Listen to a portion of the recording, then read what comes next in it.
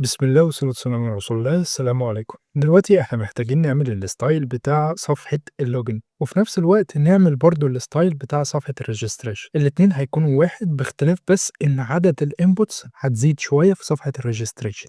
فعشان كده إحنا محتاجين نعمل حاجة واحدة أو حاجة موحدة تنطبق على الاتنين. طيب محتاجين أول حاجة نعرف إيه؟ أول حاجة محتاجين نفهمها إن الcomponent اللي قدامنا ده موجود في نُص الشاشة بالضبط. إذًا كده إحنا محتاجين نسنتر الdiv زي ما إحنا ما بنقول مثلًا.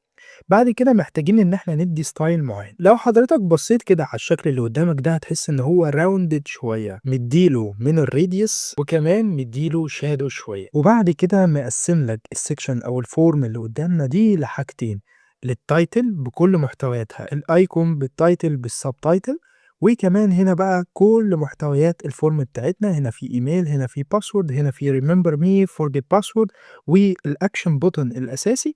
ودي بقى حاجة زيادة إن أنت ممكن تضيف زي كده الsync لجوجل أو GitHub، وفي النهاية link بيوديك على صفحة registration لو أنت أصلًا مش ملوجن عندي في الpage بتاعتي.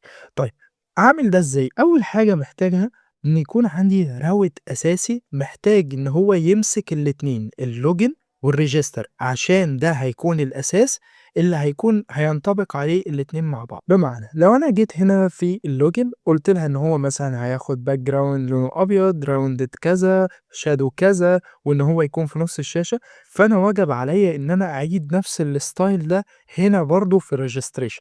طب إيه رأيك لو خزّنّا كل الكلام ده في مكان واحد ويسمّع في الاتنين، يسمّع في الroutes بتاع اللوجن والregister. فأنت كده محتاج تعمل حاجة شبه الlayout دي اللي بتسمّع في كل الpages. على سبيل المثال لو أنت جيت هنا عملت header، قُلت إن أنا عندي الdiv ده اسمه header، رُحت عملت control S ورُحت عند الصفحة الرئيسية، هتلاقي إن الheader موجود هنا.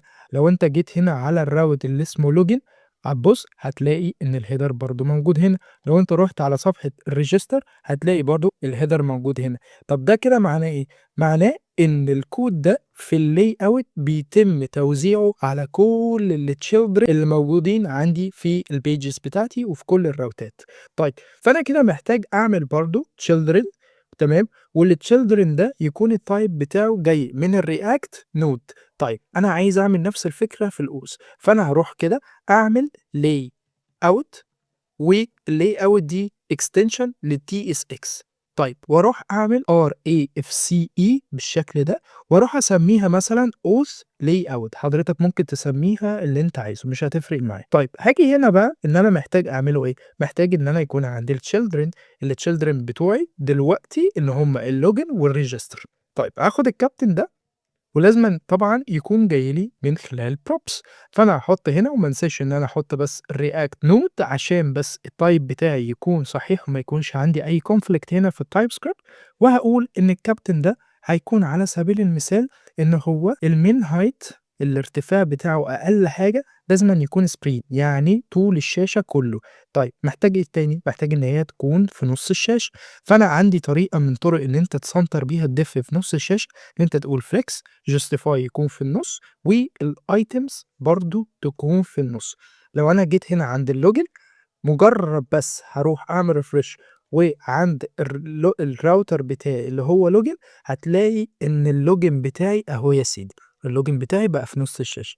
أنا مش محتاج بقى الheader ده خلاص، فهاروح للlayout الأساسي اللي هو هنا، واشيل الheader ده، وهارجع تاني هيبقى قدامي الlogin ده. لو أنا رُحت مثلًا على الregister عشان عندها نفس الlayout فهي برضه هتبقى في نُص الشاشة. معنى كده إن أنا لو جيت عملت أي حاجة في الlayout فهيسمّع في الاتنين مع بعض. طب إيه رأيك لمّا نعمل الstyle الأساسي في الlayout؟